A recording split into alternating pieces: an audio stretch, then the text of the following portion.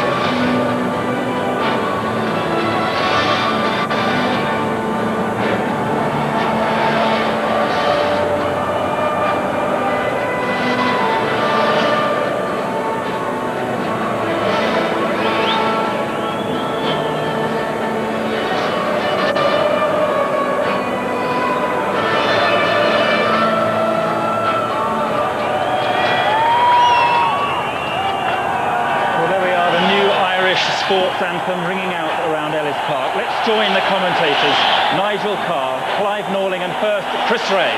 The atmosphere absolutely electrifying here. The New Zealanders third seeds by virtue of what they did in the last World Cup, and Ireland having never beaten the All Blacks in 12 matches. And there's one ritual still to be performed, the haka.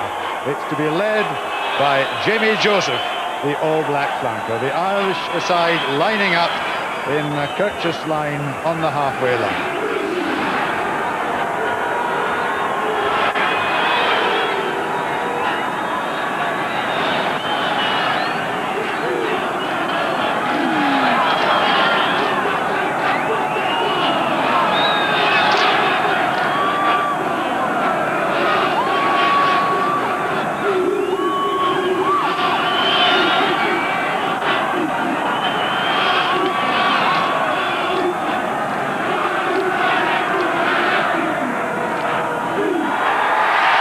Well, I don't know what it does to the opposition, but it puts the shivers at me. Let's now have a look at the teams.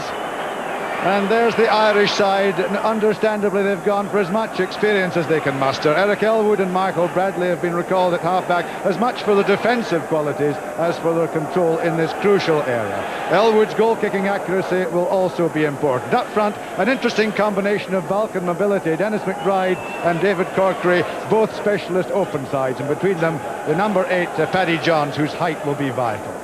The All Blacks have looked so impressive in the training, and they're led out today for the 24th consecutive time by Sean Fitzpatrick, winning his 64th cap, and that makes him New Zealand's most capped player. Like Ireland, they've gone for a blend of muscular power and pace, Josh Cronfield and Jamie Joseph on the flanks, but for sheer size and brute strength, none can match the All Blacks wing, Jonah Lomu, 18 stone, the heaviest in the side and also the fastest. So we should see him early on in the action. And then at fly half, Andrew Mertens, I think the All Blacks feel that they've at last found a successor to the great Grant Fox. The referee this evening is Wayne Erickson from Australia, 36 years of age, taking charge of his 4th international. His last one was with the All Blacks against Canada. And a piece of up-to-date news, which I must get in before the kick-off: Will Carling, the England captain, will definitely miss the next match against Italy because of an ankle and knee injury. Well, here at Ellis Park, we're all set as Andrew Mertens, winning his 2nd cap, gets the play started. He kicks deep down to the Irish 22, taken confidently by Michael Bradley inside his 22. That's an interesting variation. The All Blacks tend to go for the short kick and try and work the ball back, but this time straight down into Irish territory. Bradley hasn't found touch. Glenn Osborne there. Was it a knock forward? He's been given the benefit of the doubt. He kicks down to his opposite number, Staples, and Staples then he finds a gap, and this is aerial ping-pong at the moment. It's Little. Now to Jeff Wilson and Andrew Mertens, and he kicks aimlessly downfield. Well, not a terribly positive start. And there's Eric Elwood. He kicks it back. Eventually, Jamie Joseph decides to run. He's had enough of this. Quite right. He holds it up. Taken by the Irish. Stay up on your feet. The Irish going to ground. So right away, Wayne Eriksson making it absolutely clear to the players that he's not going to have them scrabbling about on the ground. And so the first penalty taken by Mertens. And he's betraying signs of early nerves to Staples. Staples launches another mighty howitzer down to the All Black line, and Glenn Osborne goes back, and I think we'll try nothing fancy from him. So a nervous start on both sides, and Andrew Mertens just probably being told to settle things down. He's taking his time. Well, he certainly didn't settle things down at all. That was not the right option to take. And McBride in there so quickly. They're not forward from Ireland, so it'll be a scrummage down in midfield. And Mertens, just in his second international, just needs to steady things down for the All Blacks. This will suit Ireland. That's a good scrummage. Taken by Bishop quickly. And that's a better kick. Nigel? Well, as you say, Chris, it's been a very nervous start from both sides. The forwards trotting up and down the pitch after those rather speculative kicks from both sides. Ireland, I think, will be concerned that the scrimmage there, the All Blacks look very, very solid, and Bishop had a great long pass back to his out half. So the first line-out, that's Sir Jones. Behind him, Mike Brewer, playing in his first World Cup after 3 attempts. Third time lucky. He was injured for 87 at 91. And again, Wayne Eriksson making sure that there's a gap between the two. How long that'll last, I don't know. Oh, up there goes Fulshire. Fine take by him. Good control play by Ireland. Up to the halfway line. Bradley waits. Now it's back for him. To Elwood. Elwood. That's aimed at Jeff Wilson. Outside his 22. It's a perfect kick. Underneath him is Gaig, and he uproots him. Marvellous play by Ireland. Oh, but he was taken in the air. Jeff Wilson taken in the air. And that's against the law. The whistle goes. New Zealand trying for the quick one, but Ireland not back 5, not back 10, so they'll have to get back. But that was a beautifully placed Gary Owen from Eric Elwood. Absolutely perfect. And Mertens now with the penalty. Yes, the player tackle there was actually stuck straight up in the air. He's off the ground, as you can see, and the opponents are not allowed to make contact until they're on the floor. But didn't Ireland show a bit of fire at that tackle? Absolutely pinpoint accuracy of Elwood's kick too. So a very encouraging start this for Ireland. Steve, trick throw. Steve.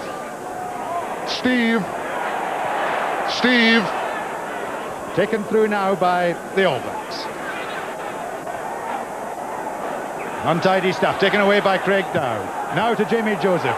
Joseph down the short side, trying to find Jeff Wilson. But this is not quite the controlled play that the All Blacks have been looking for early on. They'd hoped to hit this match running.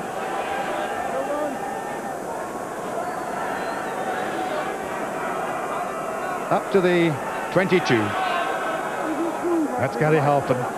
Jamie Joseph, blindside flank. And Terry Kingston, the Irish captain, with the up to the middle. Palm back by Jones. But inside arm, so you're not allowed to do that. You either have to take it with both hands or swat it back with the outside. But the ruling is that if you go up with both hands and swat it back, it'll be deemed to have been done with the inside arm. So the referee very quickly onto that.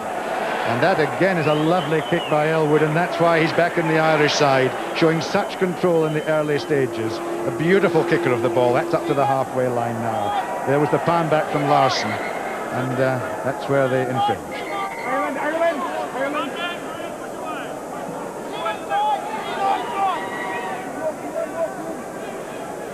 Now Fitzpatrick. Up there, two-handed goes Ian Jones, one of the finest line-out experts in the game, taken by Larson. The support now from Bishop, but Bishop is dragged by Popplewell. Oh, this is difficult ball, awful ball for Wilson. He's upended. Now the Irish want it, if only they can get it now, but they've gone over onto the ground. And Wayne Eriksson, Clive, is not going to have any nonsense, is he?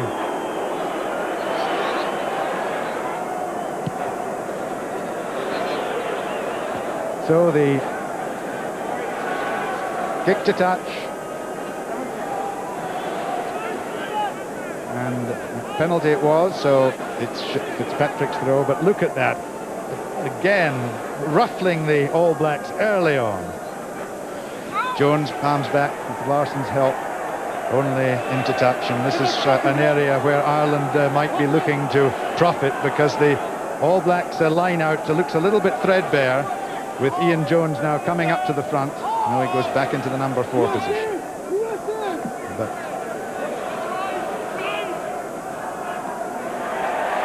taken by Paddy Jones.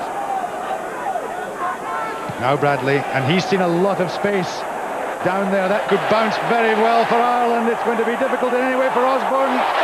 Gagan was up so quickly, and what a beautiful kick from Bradley. It was a beautifully judged kick there, and the early indications are that Ireland might be finding difficulty in the set-piece play. They've now started to bring the variations in the line-out. They won that line-out, came back to Bradley, and he put a beautifully placed chip into the corner to Gagan. Gagan just too close to the line to take advantage of it. Well, this is a most encouraging start for Ireland. The All Blacks not being able to gain any control there at all. Lifting and a penalty. It's a free kick. So it was lifting and a free kick to Ireland. What are they going to do here? A marvellous attacking opportunity this. And Terry Kingston having a word with his forwards. A set move involving the forwards. They're on the charge now. Fulcher up there, but it goes to Halpin. Halpin's over, and Halpin is over for the try. And what a moment for this man Halpin. Who would have believed it? His 9th cap and his very first try for Ireland. And has he ever scored a better or a more important one in his career? Indeed. What a brave decision it was, Chris, to go for that. Many skippers in that sort of position, I'm sure, would have gone for the 3 points. Terry Kingston chose to go for the 7. They've been rewarded with 5. Now it's up to Eric Elwood to put over what looks like a fairly straightforward kick. But it's a great start for Ireland. They seem to be under pressure in the scrums. Ian Jones is magnificent in the line-out, and Ireland are going to have to ring the changes in the line-out. And really what they want to try and do is give poor ball all the time to the All Blacks. They want to push through all the time, pressurise them, harry them, scrab them to the ground, and they've been rewarded by that. A great try, great start. Which is exactly what they've done. They've disrupted the All Blacks to the extent we've hardly seen them in the game. It's been all Ireland. They're thoroughly worth this lead. Now, here's Elwood. Oh, straight and true, another 2 points, and what a start for Ireland. 7 points to 0.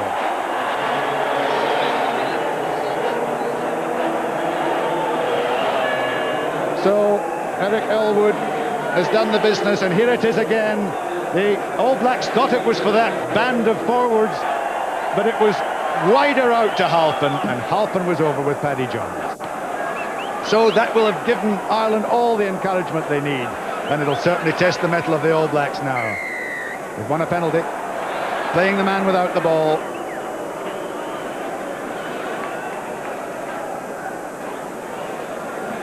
Fitzpatrick tackled without the ball, so it's given Ireland, the All Blacks a chance perhaps to go for goal through Andrew Mertens, and that's exactly what he's doing. Created a world record in his first appearance for Ireland, 28 points against Canada, and the All Blacks immediately thought they'd found a successor to Fox.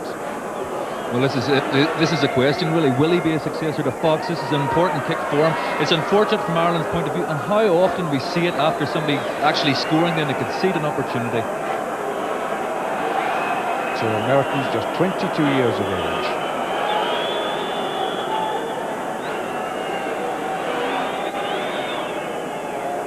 Very important kick this. Just to try and settle the All Blacks and himself. It's It's a long way out. He's got a good contact. Is it straight? It is. There was never any doubt about that. That was a lovely kick from Andrew Mertens. And so, as Nigel Carr was saying, it's amazing how often it happens. Immediately one side scores, the other comes back. And that was just the response that the All Blacks wanted. So, 7 points to 3.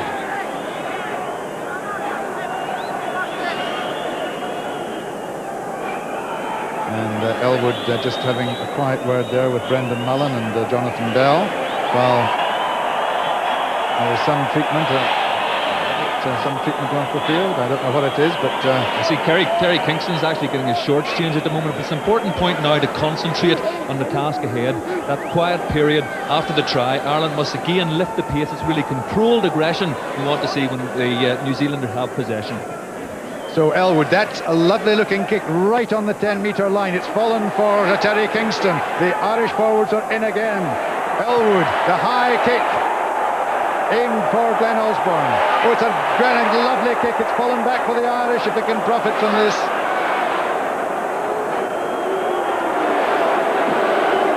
But again, I think the Irish penalised for playing the man without the ball. And Glenn Osborne in quite a bit of trouble there, and those up and unders from Elwood are pinpoint accuracy. You see the trouble that Elwood had there. Yes, probably the right decision on each occasion, but I think there were marginal decisions for both those up and unders. And the first time I think Gagan actually slowed a little until the man actually practically hit the ground. Now Jonathan Bell's been injured. I believe he was going for the ball on that occasion. It looks to me as if it's a dislocated finger. But Maurice Field, in the meanwhile, is coming on. And unless it's a blood injury, that means that Jonathan Bell will take no further part in the game. And the Bell has looked so sharp and enthusiastic in training.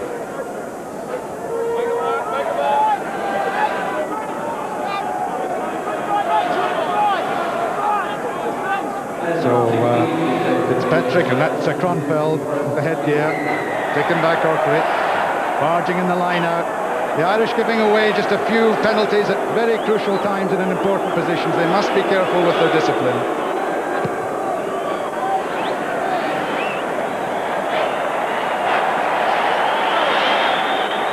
So it's a lovely kick now down to the 22. And welcome to the Welsh side, who I understand are watching this.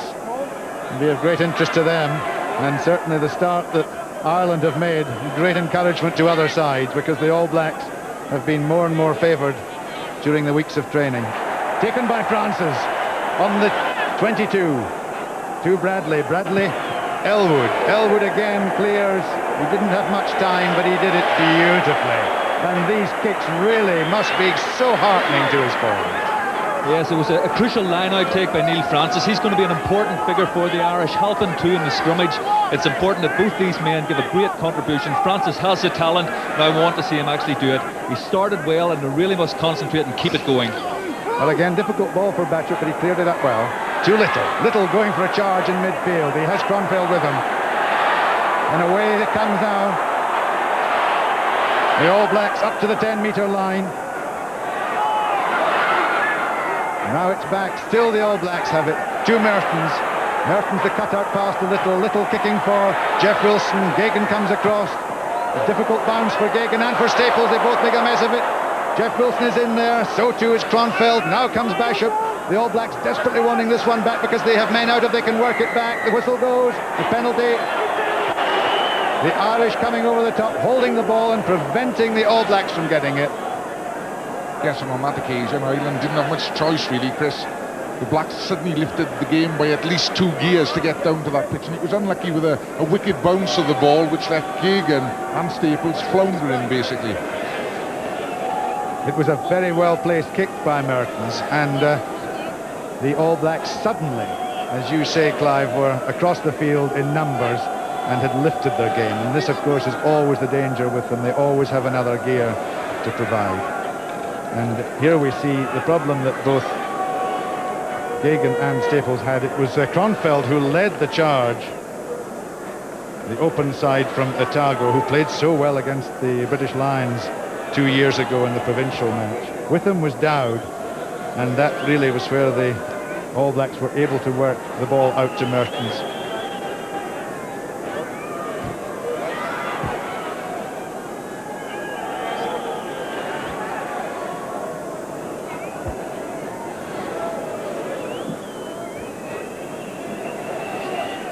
So, successful with one penalty.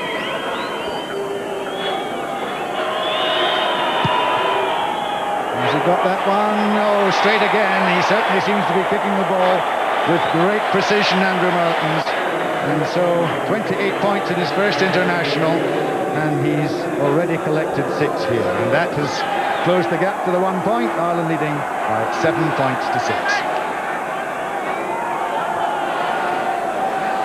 Yes, Mertens obviously is a very cool, calm customer.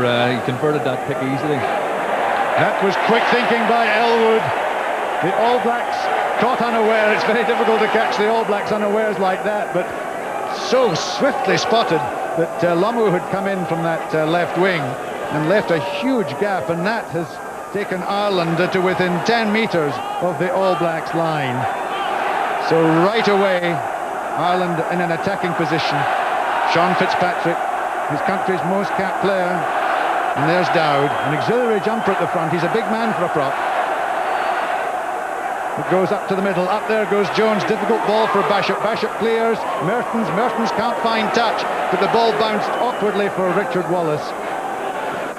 Now picked up by Stiff. Up to the halfway line he comes.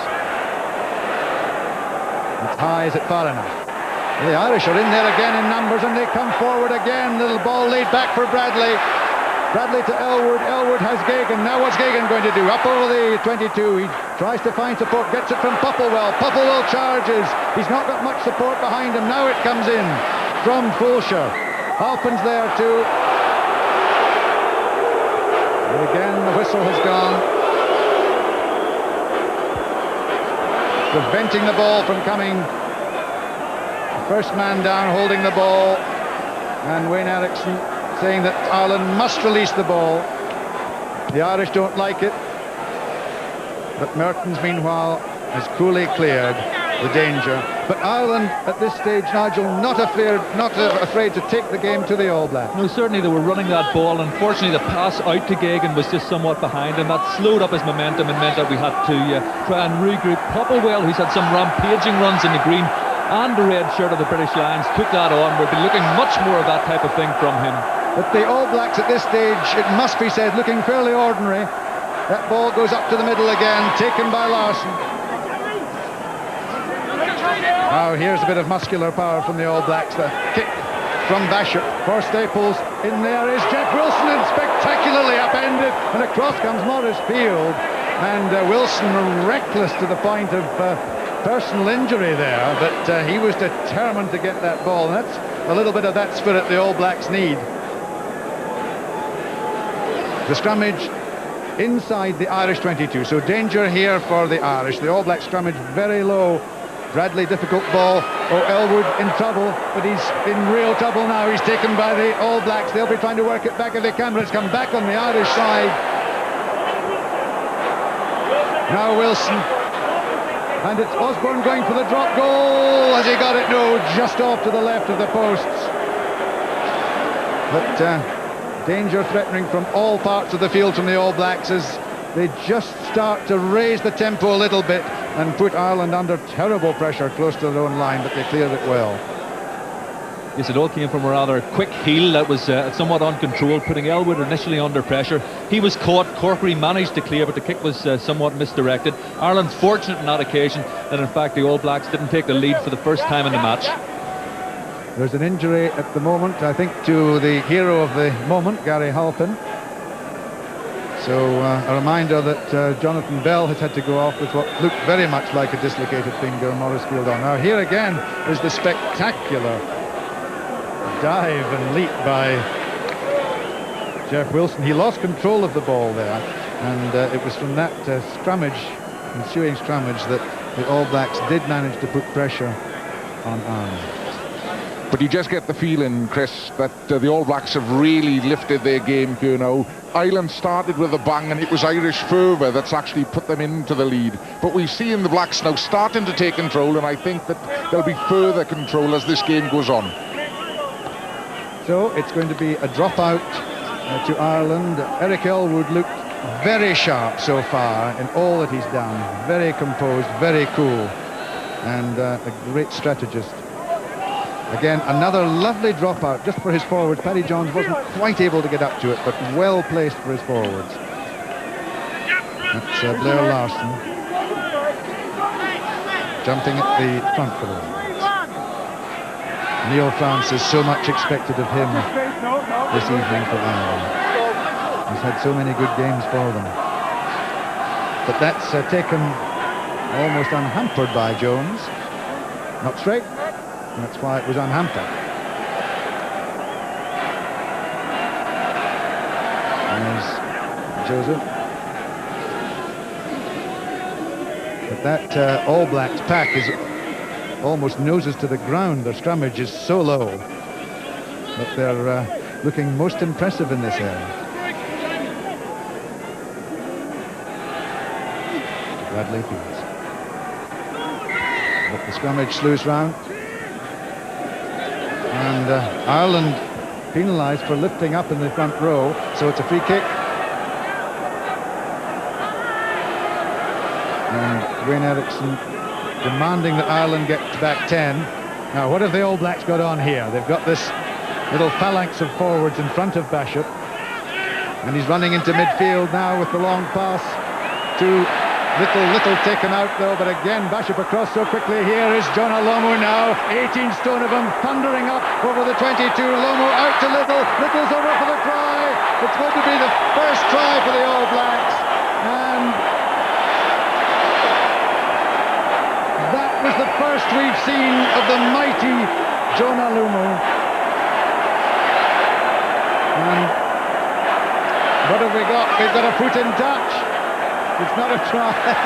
Well, the crowd thought, and we all thought it was a try, but there was a foot in touch from Little. So it's not a try, but it's taken the All Blacks to within a couple metres of the line. And there we see, let's have a look. The touch judge is tracking him all the way, and he took his time, but the flag went up. Now then, up goes Joseph, palms back for Bishop. Away comes Francis. But jumping up, levering up at the line out, and the crowd, of course, annoyed with that because there was no advantage. Exactly. Neil Francis was on the charge down the line, and really advantage should have been played on that occasion. But what about Jonah Lomu? I mean, that's the first opportunity we've seen him, and he bounced man out of his way. He's obviously got to be someone that Ireland have got to keep track on. We've got to stop the ball getting out to that wing. Well, there he is. JVC GT, really. Goes like a bomb, an even timer, and he's 18 stone. So I think we'll see him in the action as much as possible. Taken by Francis at the back. Now Francis gets his charge up to the halfway line. Oh, Cronfield surely offside. The referee playing advantage to see if there is advantage. Well, he's not going to give a penalty. But it's going to be a scrummage to Ireland. The good news for Ireland is that Jonathan Bell is restored to the rudest of health. He's back in the middle of the field, partnering Brendan Mullen. There's the Irish front row, half on the far side, and Popplewell on this loose side. Scrummage down. Ireland, but again the scrummage has just gone to ground. There he is, Jonathan Bell, back in the seat.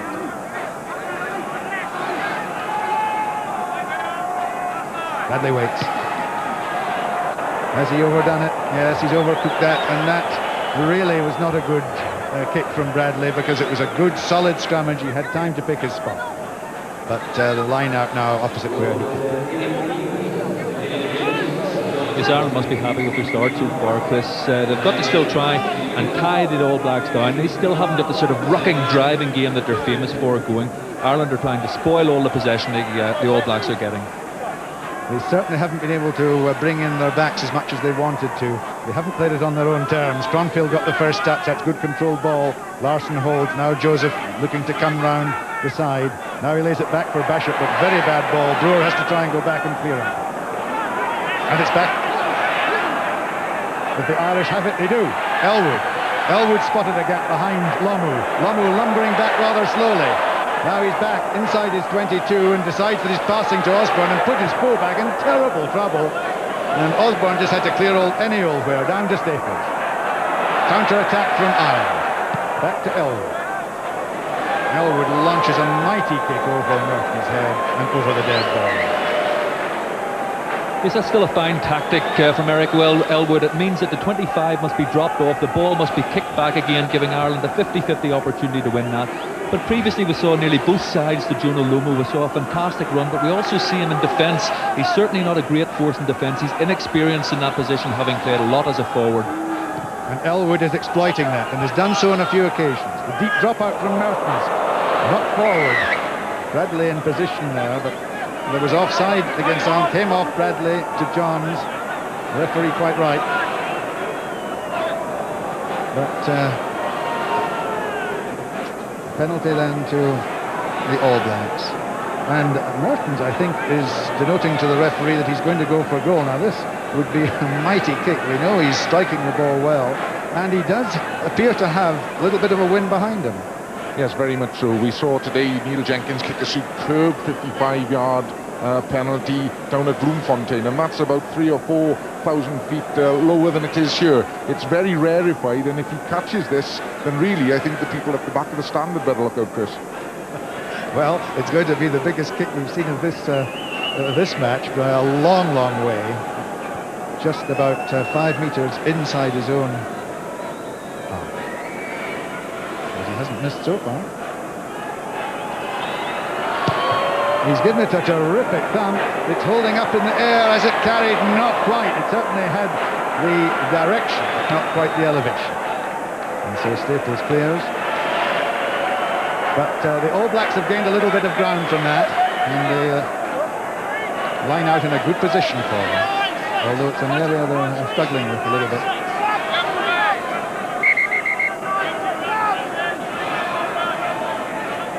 Wayne Erickson just making sure that the line out is to his satisfaction.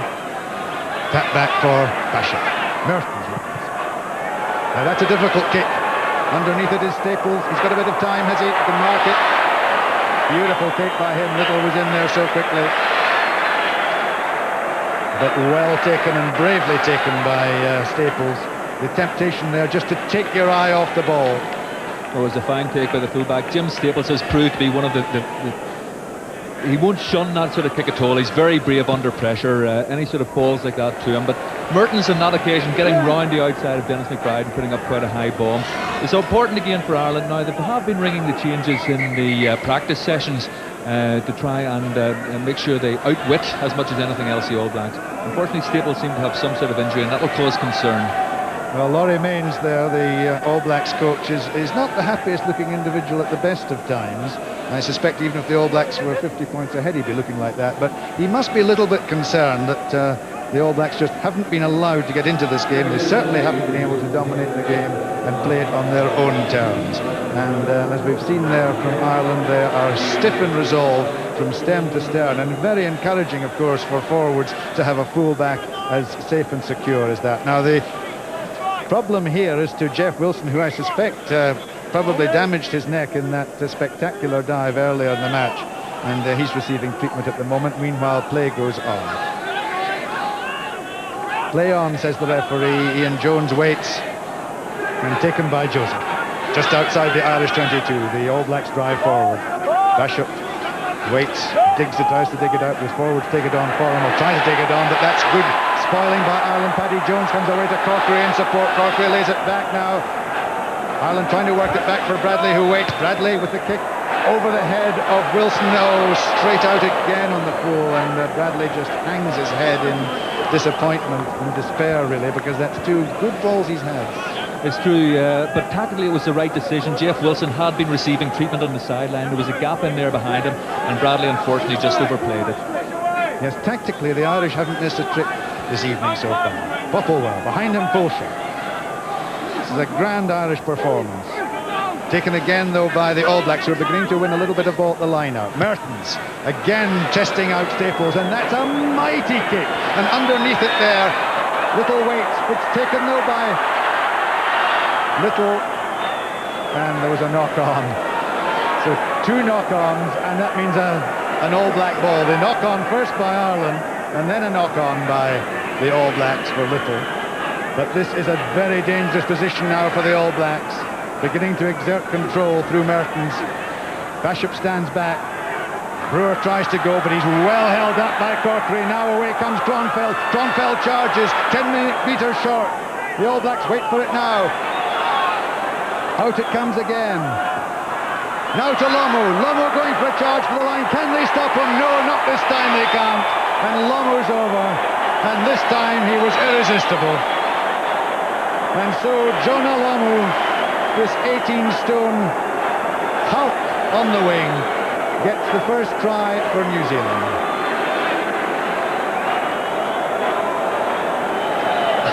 That is just devastating, Chris, because Richard Wallace had him lined up. He got low and tried to hit him hard, and he was just shoved off to the side. Here we can see it. The ball passed quickly out to Lomu again, and from here he had about 15-20 yards to go. Wallace eyeing him up and shoulder in, and just pushed off to the side. That is awesome power from this man, and we must stop him getting the ball again. We're really trying to get up and push up in the midfield backs.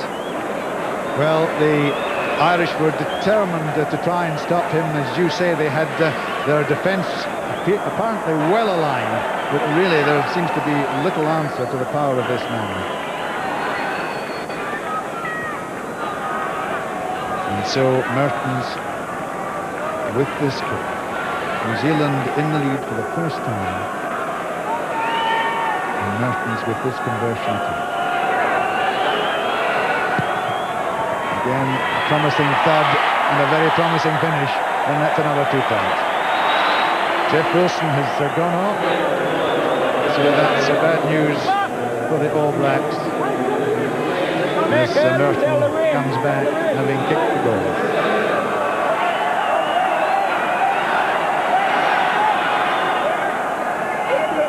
So Wayne Eriksson just checking that the All Blacks have their replacement on the field. I think it's Mark Ellis who's come on. Eric Elwood to Joseph. Joseph taken by Corkery and having to give ground. The All Blacks don't like doing that. But again, Ireland coming over the ball. The replacement, there he is, Mark Ellis, played in a lot of places in the back division. He's played at fly half, he's played in the centre, and now on the wing. Very highly rated as a footballer. Mertens has punished Ireland for that, and Mertens is coming more and more into this game. He's growing in confidence. He's beginning to take the game on at fly half.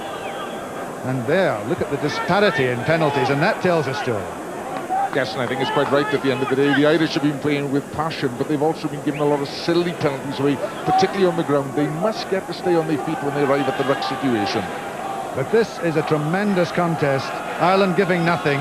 Palmed back by Fulcher to Elwood. Elwood now running. Bell. Mullen for about the first time. Oh, it's charged down by Bunce. It's going to be a score. It's going to be a score from Frank Bunce, and what a tragedy for Ireland. Oh, it happened when they released the ball for the first time down their back division, and really perhaps that wasn't the occasion to do it, because they were deep in defence. There was nothing really very much on, and the All Blacks predators were there waiting. And Bunce is an arch taker of chances. You just don't give this man any room. And here they tried with very little on. You see, there was very little left for Mullen to do, and Bunce was in there so quickly, and when he broke that down, there was no defence against it. And that really is a crucial time to lose another try, because Ireland were very much in the game, and with Mertens converting it now, suddenly that lead has stretched to 20 points to 7. Yes, the passing, I think, on that occasion was maybe somewhat pedestrian. All the players taking a few steps out of it before eventually Brendan Mullen tried to clear. I don't know if they felt they had to do something at that stage. They'd only just gone behind. But Ireland now come back. Now they've really got to try and open it up. Now here's Bell. Bell, the long pass to Wallace. Lovely play by Wallace. Wallace has left Lomu for dead. Up to the 22, Mullen. Mullen kicks ahead. Was he taken out? The referee waiting to see what happens. Yes, he's given a penalty. Late tackle. And that was a terrific response from Ireland. So positive, they had to do it. And for the first time, we saw their midfield in attack. And here was Bell, the terrific cut-out pass to Wallace. And look at that. Lovely sidestep and swerve past Lomu. He left him for dead, and it was there that Mullen was late tackled. So just the response that Ireland wanted. And for the first time, we saw the Irish midfield in meaningful action there.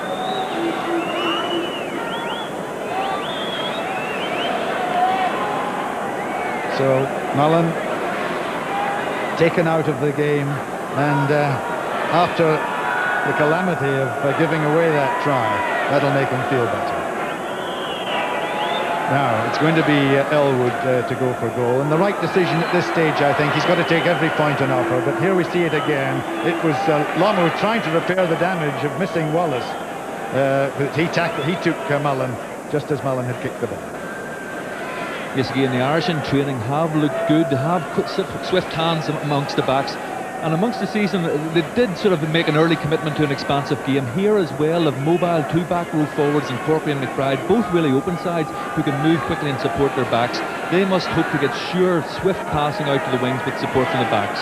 So as Elwood prepares to take this kick, Jim Staples has gone off to be replaced by Maurice Field, and I suspect then that Jonathan Bell may well go back to the full-back position. But let's just wait and see what Elwood can do with this kick. Oh, and he's pulled it across the face of the goal, and really just within the last few minutes, the game beginning to slip away from Ireland. They've done so well for the opening half hour and more, and we're so close now to half-time, just 4 minutes remaining. And the game has switched dramatically now in favour of the All Blacks. The drop-out taken by Paddy Johns. Johns holds, lays it back for Bradley. Bradley to Elwood, inside his own half. The kick for Joseph. Joseph waits, can't control it. Cronfield in to try and get it back, but it comes back on the Irish side. Now the pass from Mullen to Gagan. They want to get Gagan into the action. Bell is there at his shoulder. Bell stays up on his feet well, waiting for his forwards. His forwards in now. But the All Blacks are there too in numbers. And the referee deciding that Ireland can't use it, and so they lose it. And there's the replacement on again. He was on earlier, Maurice Field, for Jonathan Bell. Jonathan Bell's now back, but Jim Staples, who took a knock, bravely fielding that the high ball earlier, has gone off. And Jonathan Bell has gone back to full-back, which means that Field partners Mullen in the centre.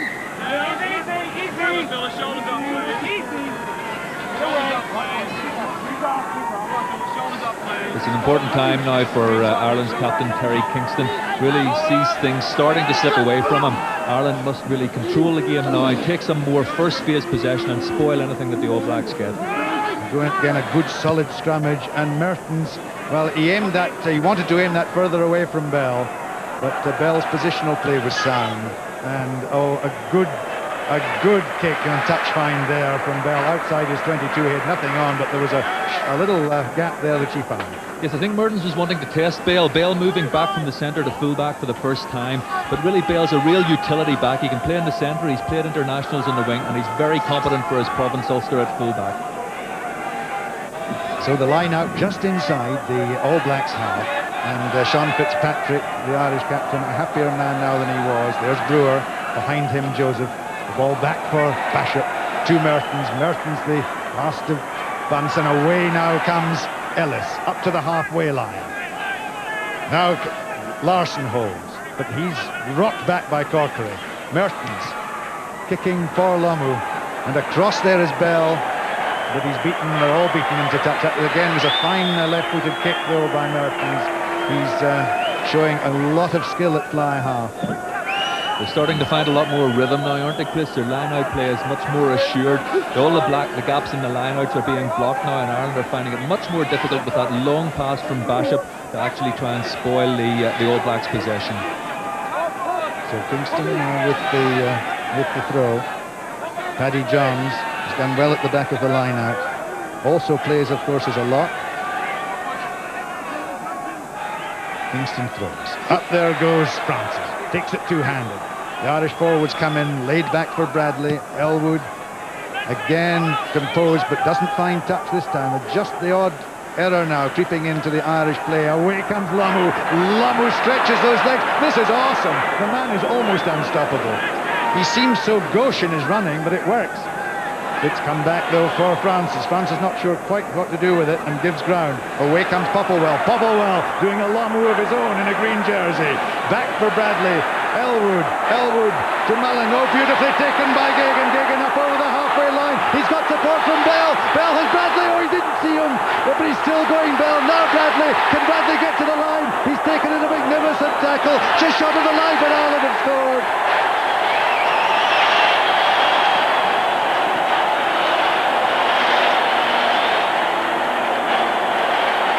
I don't think it's a score. I think the referee... I'm not sure whether the referee is awarded a score or not. Dennis McBride down injured obviously after that run. It was a fine move from Ireland, and still it seems unclear, the All Blacks grouping behind their line, whether or not Dennis McBride has in fact scored a try.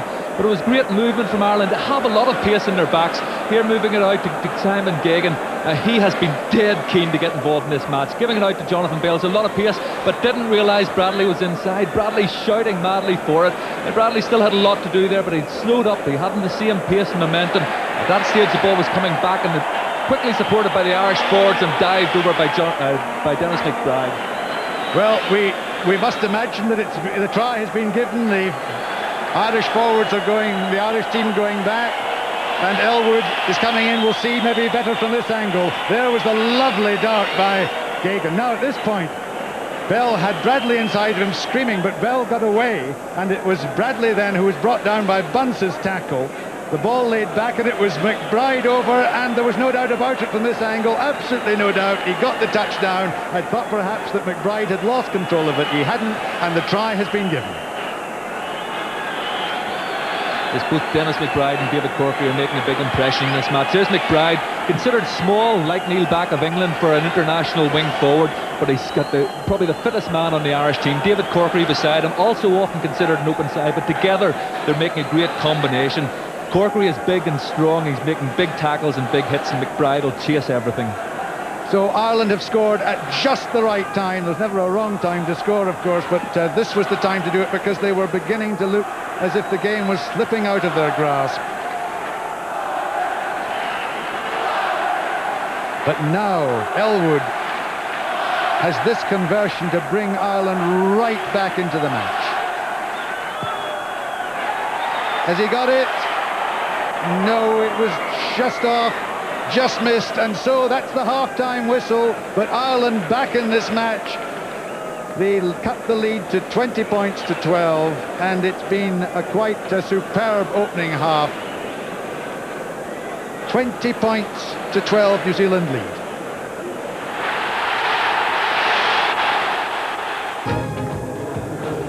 The second half just got underway, and the All Blacks up inside the Irish 22.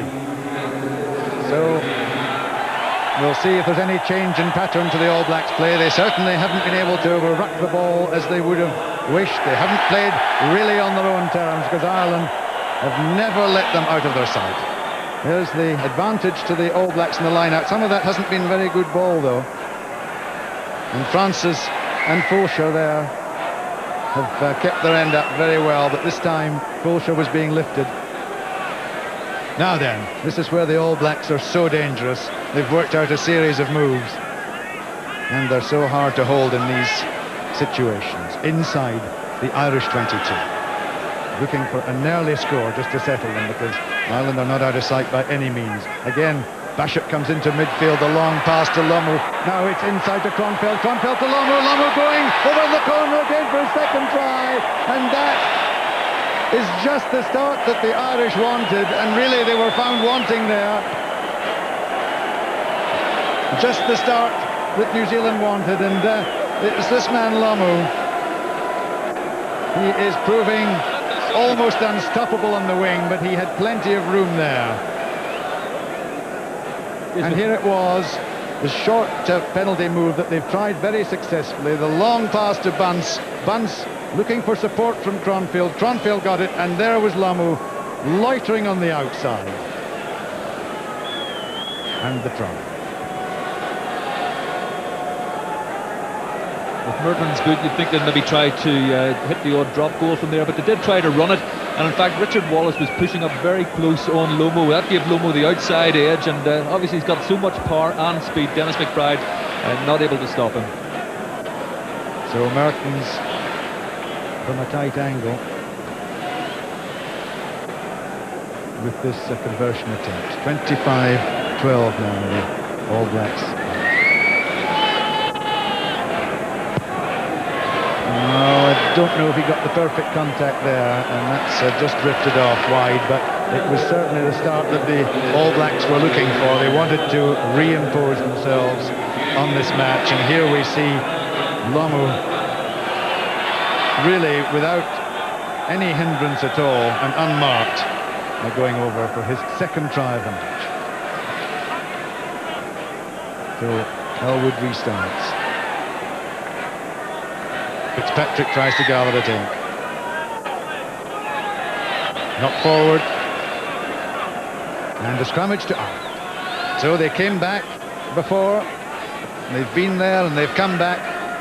And we'll see if they can do it again.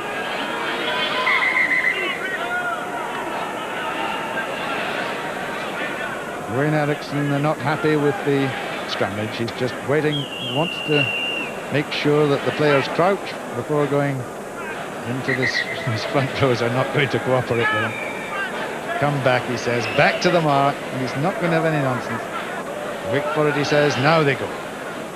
And the All Blacks, look how low they're backing, and they get underneath them, but Paddy Johns comes away with it to Corkery. Corkery brought down in midfield, laying it back. Bradley is in there, and there's no scrum half. Ireland need one. They get it now from Johns, acting as the scrum half, but he's hauled in, reeled in by the All Blacks, trying to pilfer possession, and they may have done it. They've certainly won a scrummage. Yes, the gauntlet's certainly been thrown down to the Irish now, and scrummage now fairly even. Ireland trying to back row move. It looked successful. Corkery got the break, but the forwards, the Irish forwards, then slow to support. So this scrummage won by Ireland. Basham, Mertens. And Mertens rather off the side of his boot, but it worked well enough for him because I'm not sure that he got the perfect contact there. But this young man, what a future he has ahead of him. 22 years of age. And he's looked a very cool and composed performer.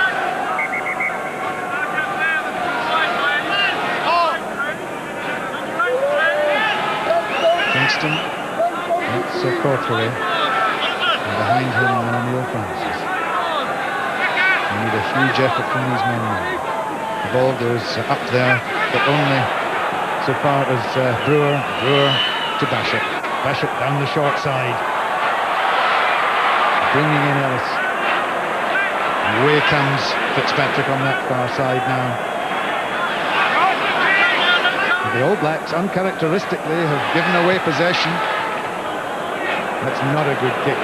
Straight to Glenn Osborne. Osborne finds a gap. He's a blistering runner. If he gets the room, he's got the room. He's still going. Osborne has Lamu loping up outside him. Lays it back now for Lamu. But such dangerous running from Glenn Osborne. You can't give this man an inch. Glenn Osborne has a reputation as a counter-attacking fullback, but again there he was given room because Lomo was lurking on the outside all the time. Richard Wallace didn't take his eyes off Lomo, and that gave the opportunity for Osborne to run and run until the cover came across to tackle him. So Fitzpatrick to the line out, and the All Blacks looking increasingly dominant now, and this was a little bit ominous for Ireland as Maurice Field on as a replacement for Jim Staples. Up there goes Joseph, gets it back to Bashop, and here's Lomu now in the fly half position. This man still on his feet. Jones almost got in there. Popplewell comes away with it on the counter. He's shown up so often in the loose and important positions. Bradley with the kick, and that's a good touch from Bradley. That's what they needed, the Irish forwards, to take them upfield and to relieve the danger. Fine kick from Michael Bradley. He is so tactically aware. Again, with Lomo having been in the outside half position, that ball came back quickly to the Irish, and he pushed it back down to Lomo's wing, who wasn't there. I thought he maybe got a little more distance than that. Well, I think we can expect to see the All Blacks bringing Lomo in now at almost every opportunity. He almost looks surprised every time he gets the ball. And he certainly makes the most of it.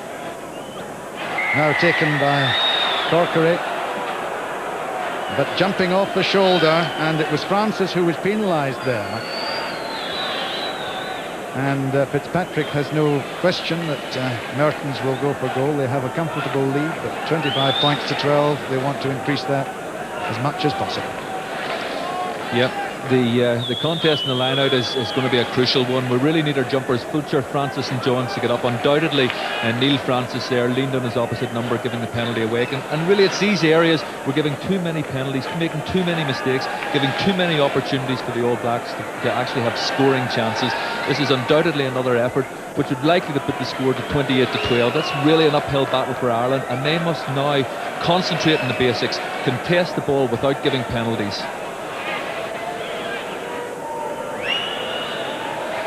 Mertens then eyes up the target for the last time. That's a lovely kick. He's got a lovely action, this man.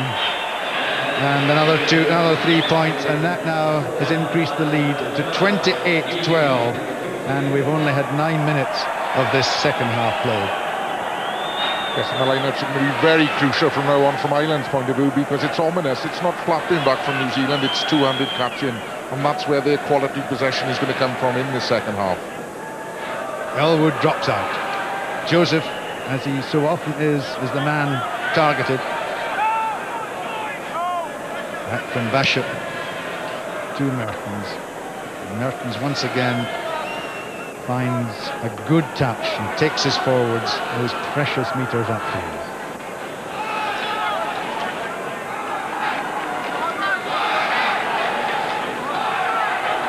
Difficult to know what Kingston can do now to ring the changes. But they've got to try and win possession, clean possession here at this line-out. Well, they win it, but it's not clean, and Brewer is through to spoil. Lays it back for Joseph. Been a knock forward, so it's a scrummage down. 15 metres.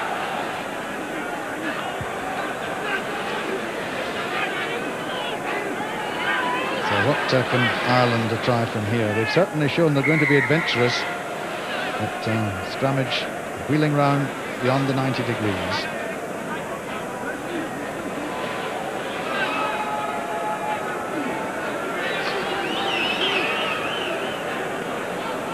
This time they have it, but it's spoilt by Bashop, and away comes Bashop, trying to link up with Ellis. It will be a line out again to Ireland, but Bashop quickly in there. He's had a great return to form, this Canterbury halfback. The Irish scrum, they're under a lot of pressure. New Zealand seem to be pushing the ball in, or pushing before the ball actually comes. Elwood finding a gap, but really not the man to find it to is Osborne. He's countered again. He's round Wallace. He's got support inside from Little. The ball bounces off Little's shoulder, but Osborne's still in there, but it had gone forward, and that was a chance lost, uncharacteristically by Little. Very safe pair of hands usually, but once again Osborne is the danger man, countering from fullback. You can't give this man any space. Elwood will have to watch where he puts the ball, and that there is where it all went wrong. But the support was there in numbers. That could have been very dangerous for Ireland. Yes, it's most unusual to see an All Blacks knock the ball forward, but wasn't it a superb run down the wing? And again, you see players running off the ball. You had Little inside and further All Blacks lining up to take the ball, and it really is looking ominous for Ireland at this moment. And you just wonder, Nigel, whether Irish passion will be able to carry them through to the end of the game. When I saw those faces at the start, Clive, I mean, there was such determination in the eyes of those players as the anthems were played. This would be a very concerning injury, though, to Gary Halpin. We are under pressure in the scrums. They're tending to have the edge all the time. They're edging us forward, even before we put the ball in. Now we really have to try and get the ball in quickly and away, but if Gary Halpin is injured, then it would mean that Paul Wallace would take the field, an uncapped player against an awesome All Black scrum. We hear the news, and it's not good, from the Irish changing room, that Staples has broken a bone in his right hand, so that will probably be the end of his World Cup, and that's desperate news for him, because he was looking so secure and safe and courageous behind the Irish forwards, but it looks as if it'll be the end of his tour. So the penalty now for Elwood, and he's found a good touch, and of course the ability of the All Blacks to counter from all parts of the field means that there's an extra onus on Eric Elwood to position his kicks to perfection. The Irish have cut their line, taken by Johns at the back. Now Bradley to Mullen. Mullen kicking for Gagan. They want to bring him in as much as the All Blacks do Lomo. Yes, the Irish ringing the changes there, a two-man line-out. They had some variations, although they weren't working particularly effectively. They brought Paddy Johns up and had two jumpers in the front and moving Neil Francis back. But they must start bringing in more line-out variations, trying to outwit the All Blacks so that they don't have an opportunity to play the sort of percentage game they're best at.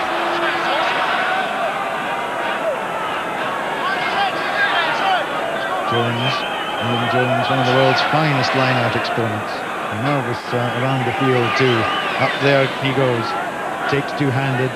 The All Blacks drive. This is the controlled play they like. It's not so controlled though. Difficult ball for Bishop. Kronfeld tries to come back, so does Fitzpatrick, but the Irish are in there scragging, trying to work the ball back. Bradley can't get at the ball for All Blacks, and Kronfeld surely is offside there, but the referee saying play on. Bishop back to Mertens, and Mertens finds another good touch.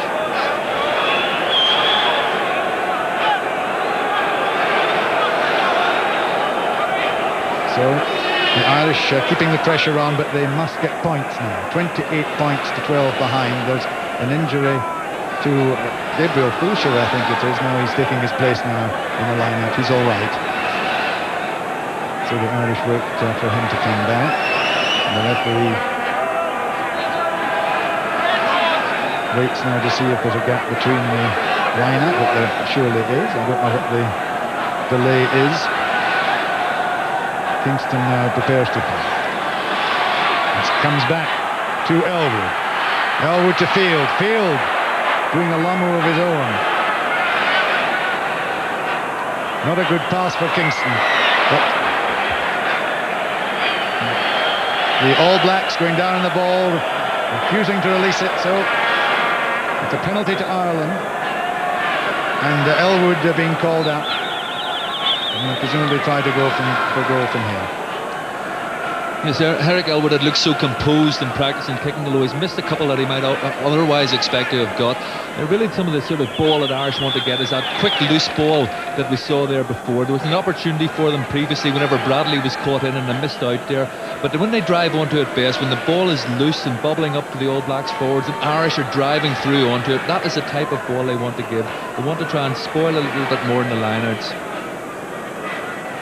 So Elwood with this straight penalty. It's far from straightforward because it's a good way out, but it's straight in front of the posts.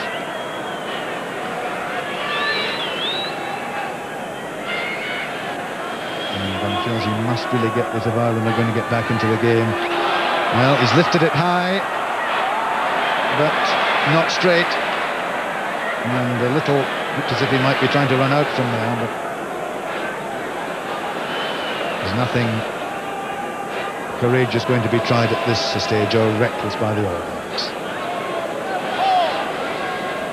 So Mertens making sure that his forwards are right behind him, and he kicks deep, but very high for Bradley. Bradley has Lomu and Jones in front of him, manages to get through both, and up over the halfway line. Away now comes Ultra. It's Francis, in fact, lays it back to Elwood, Elwood to Mullen, Mullen to Gagan, Gagan up to the 10-metre line. Can't get round Ellis. but he tries. His opportunities have been very restricted. Yes, he's had very little room to work out in that wing, and he's such an exciting prospect when he does.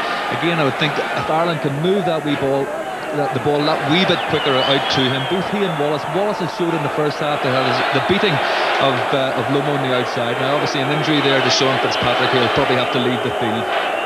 Which will bring Storm and Norm Hewitt on, and the All Blacks fans will love that because he's a hugely popular character. So as the captain goes off, Hewitt comes on, and it'll be Hewitt's first cap. So it's an important and very popular decision, this, as far as the All Black supporters are concerned.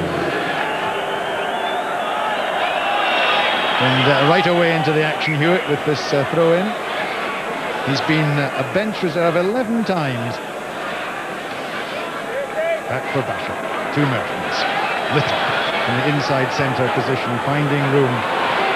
Bell having to come across, but that's a terrible ball for Bell, and he's taken by Lomu and taken by Bunce, and the ball comes back for Lomu. Kronfeld is in there. Now the All Blacks are in there in numbers. They can work it back because Ireland are very threadbare out wide. Mertens, he kicks when really he should have passed, but it's still the awkward ball, and it's taken by Mark Ellis. Mark Ellis held up just short of the line. The Irish forwards are back there in numbers. They did well to get back and try and save the position, and Bradley has managed to find touch and scrape the ball away, but there were 2 cruel bounces there for the Irish. First for Bell and then for Gagan, and really the luck is not going their way at the moment.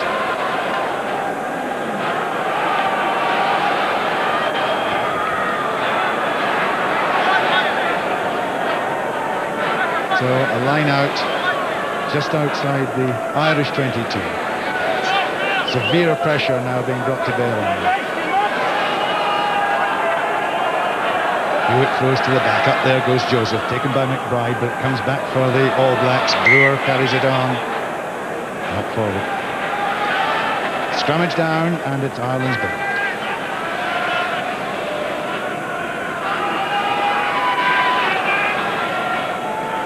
Bradley now to Elwood. Elwood only to Glenn Osborne. He can't afford to give this man room. We've seen his danger trying to get through Gagan. Doesn't succeed, but the All Blacks still have the ball. Basham waits. Now to Mertens. Not a good pass to Little, but Little clears it only as far as Lomu. Lomu manages to get down the ground. He looks almost lackadaisical at times, but he's still going. He's so hard to trap, and it takes about 5 Irishmen to bring him down. Yes, I thought you were rather polite in the first half, Chris, when you just referred to him as huge. I could think of a lot of things that I could call this man on the wing, basically. At 18 stone and an even timer, he's really a deadly move in-house. Scrummage down in midfield and just on the halfway line. Johns. Bradley to Bell. Bell come in quickly from the full-back position, but gives it to Mertens. Mertens, though, can't control it. It's on the 10-metre line now for Ireland. Bradley trying to find space for Wallace, but Wallace is confronted by the massed ranks of the All Blacks defence, and it's Osborne who has the chance to clear. Not to touch, though, only to Elwood. What's Elwood going to do? He sees a space on that far side, but across went Mertens quickly, but that was a lovely kick. Now that was better placement from Eric Elwood. Yes, Eric Elwood, I'm sure when he looks back at this game, will be somewhat disappointed with the accuracy of some of his kicks, but that was inch perfect. He didn't know what to do in the middle of the pitch and spied a gap on the far side and pushed it through to give Ireland the line out just in the 22. So what can they do from this? We're into the final quarter now. 28 points to 12. The All Blacks lead. It's the All Blacks ball. Mertens, lovely piece of cool play, but offside against David Corkery. Even so, Mertens is displaying touches of real class and maturity at fly.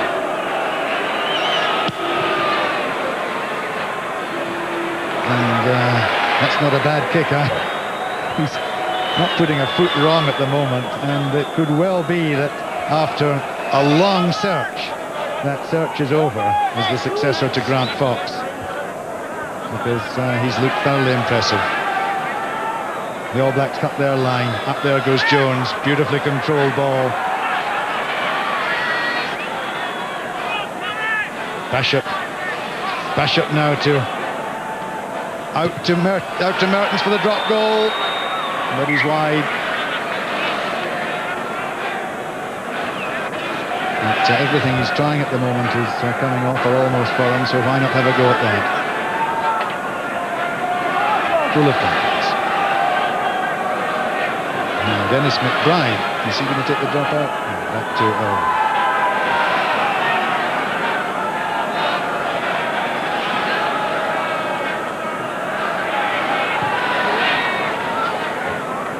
Good-looking kick for his forwards, and France is loitering with intent, but not forward, so it'll be a scrummage down to Ireland. And just a little bit of the fizz gone out of the play at the moment from both sides, but Ireland must try and get it back. And that's not a good kick from Elwood. Well, it might bounce well for him, but it was only so far as Mark Ellis. And Ellis, although he had Osborne waiting inside with a better angle, went for the kick down to Bell. Bell has plenty of time. In the full-back position for Jim Staples, who we fear may take no further part in the tournament because he's broken a bone in his right hand.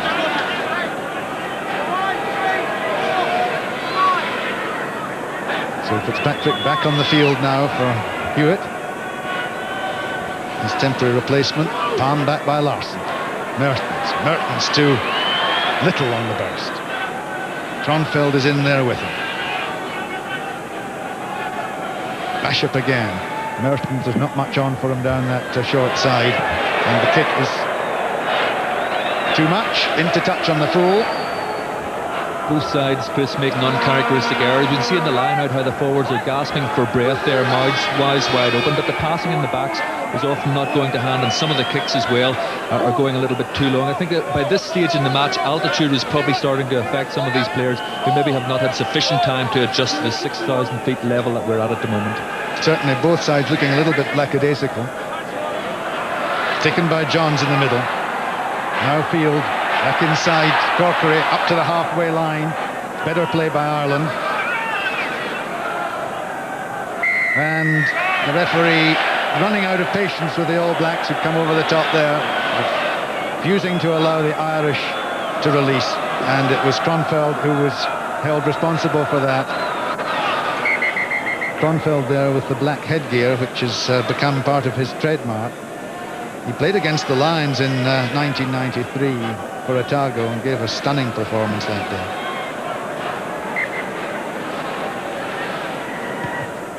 Elwood then. And that's a fine touch. Now then, what can Ireland do from here? There's Laurie Mains with that same expression. And he'll be reasonably satisfied.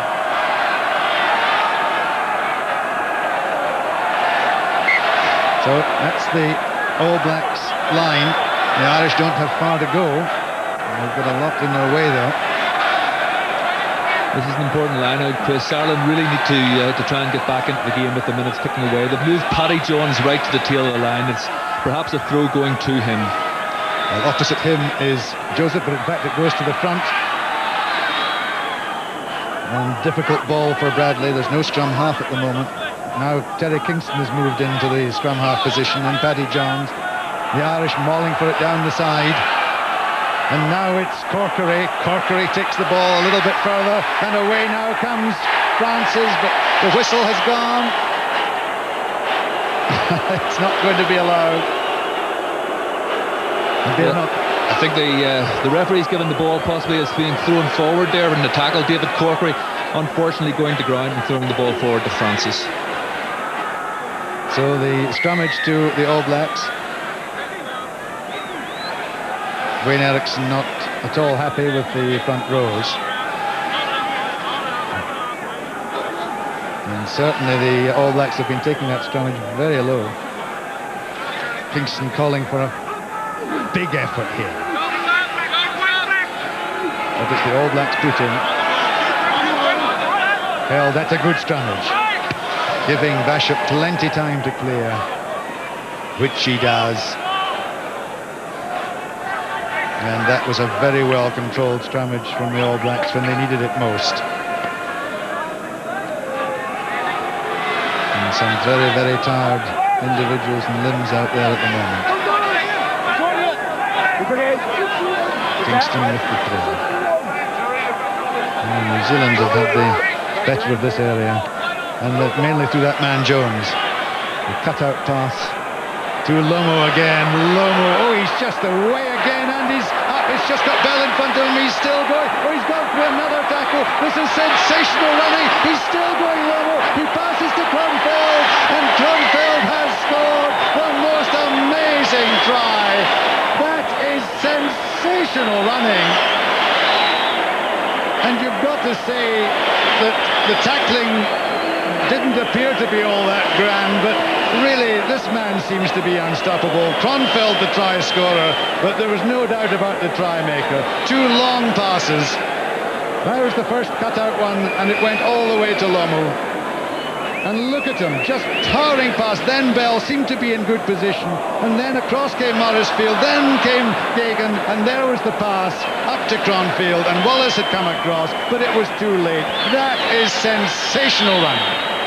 It's absolutely superb when he gets the ball. I mean, every man there lined him up, got ready. I was sure he was going to take him. Eventually it was Gagan who made the tackle, but it was too late. Fine support from Cronfeld. Well, it's like a shooting gallery, but they keep missing this man.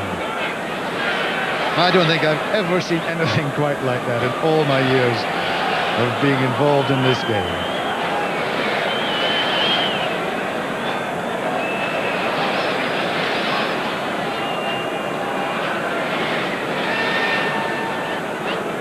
So Mertens, as we're all trying to catch our breath from that. Cooley now trying to add the goal points, but he hasn't managed it. But really, that was quite the most sensational moment of the tournament so far. And it all came from Jonah Lomu. 18 stone, can do even time. And here was first Bell, then Field, then Gagan, and then the pass to Cronfield for one of the most sensational tries, which also fittingly happened to be the 50th of this tournament. Now the All Blacks very much in control. It's Gagan. Takes a high ball. But the All Blacks have it. This is dangerous if they can release it quickly. Wayne Eriksson deciding that the ball wasn't going to come out of there, and that Simon Gagan had made no attempt to clear off the ball. Poor Simon Gagan looks as if he's been pulled through a hedge backwards. Not very much he could have done. And there's an intervention from the touch judge, George Gadjevic. I'm not sure, I'm sure Simon Gagan, certainly after the first boot or the second boot came in, was trying to get away from that ball. Often in those sort of situations, it's very difficult to move away to the side, and I think there was some over-vigorous rucking, something that we're going to try and clamp down on in this World Cup. Simon Gagan, the victim, I think, possibly the innocent victim of that. Well, whatever it is, he's...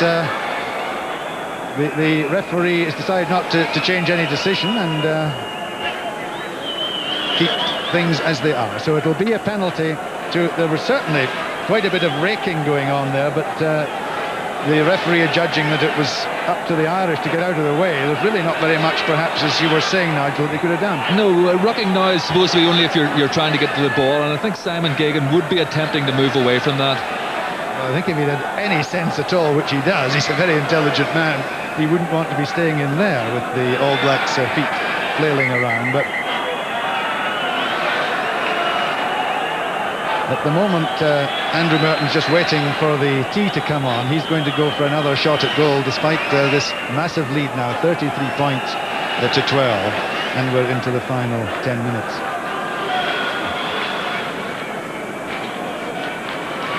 So Merton's lining up. And and the loyal travelling support which goes all over the world with the All Blacks. And accustomed to seeing them in this sort of form. They'd come really as fourth or even fifth favourites, which infuriated them. And I think anyone who sees them tonight will reverse that. There's the penalty attempt from Mertens. It's a huge one, it's a good one, and it's stretched the All Blacks lead now 36 points to 12.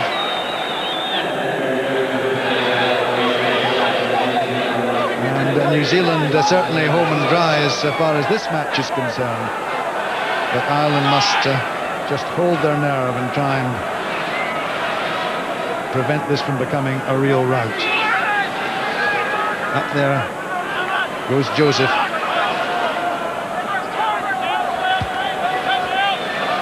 And the ball being worked back. Joseph comes away with it again. Support from Dowd. In there is Larsson. Now away with it comes Bishop, but Bishop is taken. He's got it this time. Popplewell, but it's untidy stuff, not forward.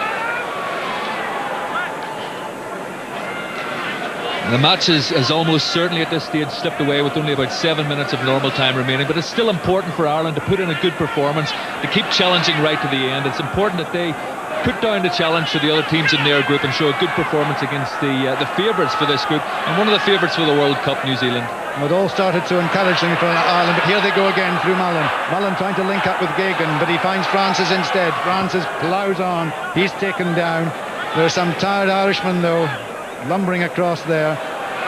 Now away comes Morris Field looking for a gap close to the forwards. Taken by Bunce.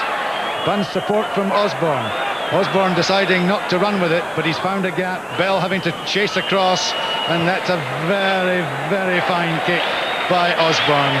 And really, this is a very impressive looking full-back. There really is no area it's safe to hide from with these All Blacks, because they appear to be able to attack from all areas of the field now, with Lomu and with Osborne, and fly half with Mertens, because Mertens can run a bit. Fulsher at the moment is receiving treatment. That's why there's a delay for this line out, and Fulsher has been looking a little bit distressed recently. Yes, and it's not normal for play to be stopped during injury, especially where it's not interfering, but obviously this is a key line-out man for Ireland, and therefore the referee has decided to actually stop play for him to recover. But the rest of the teams in this group, Chris, must be looking with awe basically at this New Zealand side, particularly John Alumu on the wing there. I'm sure that Ian Evans in the Welsh hotel at Bloemfontein must be thinking hard how he's actually going to stop this man. But not only Ian, I think other teams that they're going to meet along the way will be wondering how they're actually going to stop this key player in the New Zealand side, and they varied the use of him tonight. They put him at outside half, they put him on the wing as well. How are you going to stop him? Just look at the size of that man. 18 stone of New Zealand beef. Well, he's certainly been charging his way through the Irish this evening. Kingston then with the throw.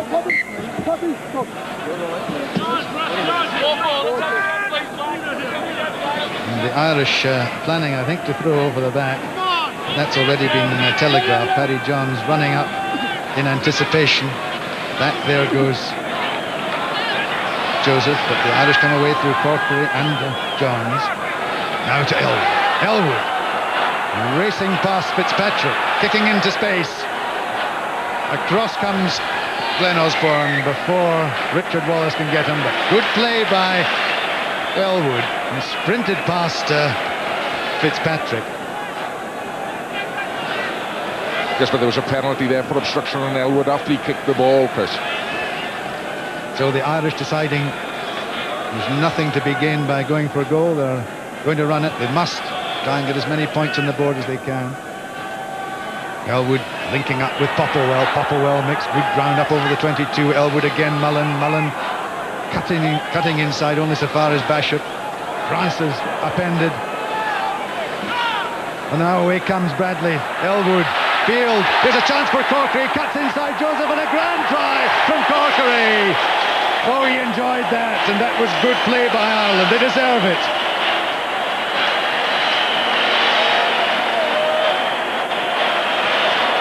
And at last, something for the Irish to cheer. It was no more than they deserved. They've shown adventure on many occasions this evening, and it hasn't really been rewarded, but good play by Bradley. He saw the room on the outside, quick hands by Elwood, with Field making the extra man, and Corkery very quickly seeing that Joseph had overstretched himself, and he was over for the try.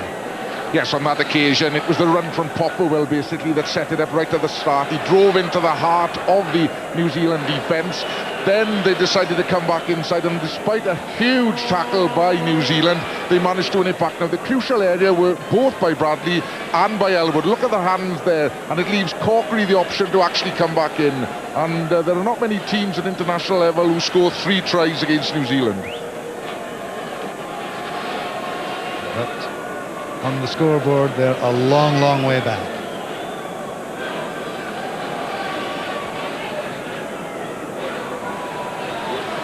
So Elwood, not been his best of kicking nights, but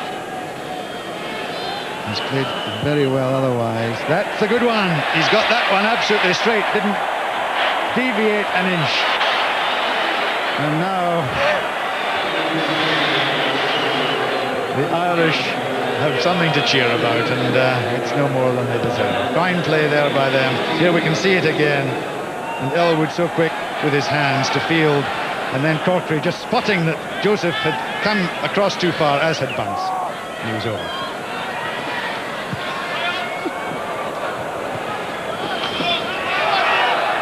So the new man on is Schuller, Kevin Schuller, for Brewer, who's gone off.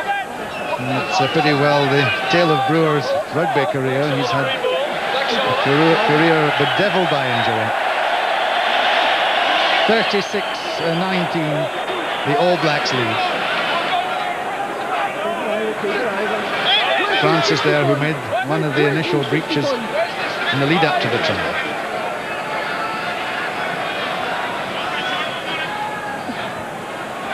And Francis again taps back. That's awkward ball though for Bradley to clear up.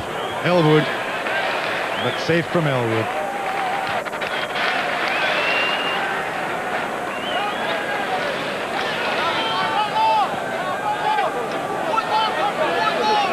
So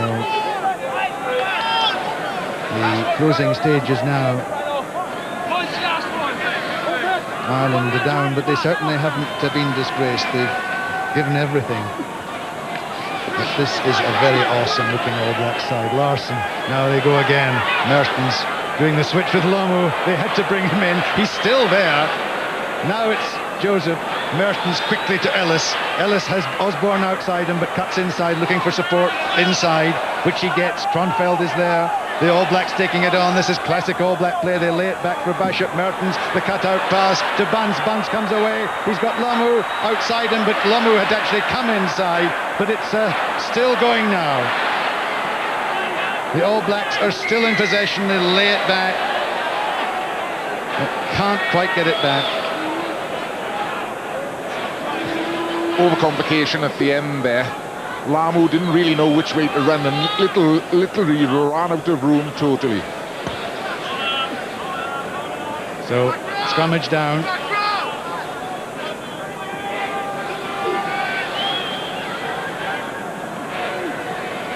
Good controlled play. Bishop running into midfield. Oh, again with lovely play to Schuller. This time it's Osborne. Osborne has a lot of defenders in front of him, and he's taken down, but the All Blacks are quickly back in retreat, but the whistle had gone. It's a penalty, offside against the Irish. Now what have they got up their sleeves this time? Bishop. The pass to Osborne. Osborne surely is through. It's Osborne for the try. And it was easy enough, but it was, again, quick thinking from Bishop. He saw that the Irish defence was pretty threadbare out on that right-hand side. And it was Osborne with the try. He had 2 tries in his first international against Canada.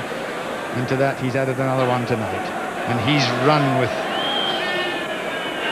great power and penetration. Yes, they've been very impressive, Chris, haven't they? I mean, they've given a warning to all the sides in this World Cup that New Zealand intend regaining the cup that they actually won in 1987. They've got strength throughout their team, and Osborne really is going to be very penetrative from the back.